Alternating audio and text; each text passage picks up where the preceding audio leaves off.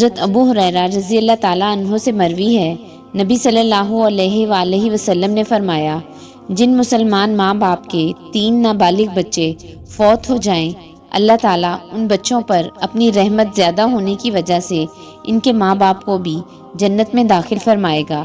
بچوں سے کہا جائے گا، تم جنت میں داخل ہو جاؤ۔ وہ کہیں گے، ہم تب جائیں گے جب ہمارے ماں باپ بھی جنت میں جائیں۔ تو فرمایا جائے گا، تم اور تمہارے ماں باپ سب جنت میں داخل ہو جاؤ۔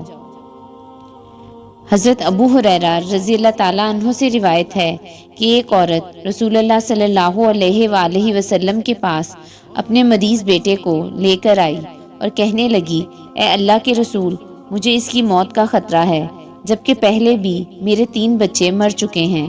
تو رسول اللہ صلی اللہ علیہ وآلہ وسلم نے فرمایا، تو نے آگ سے بچنے کے لیے مضبوط رکاوٹ تیار کر لی ہے۔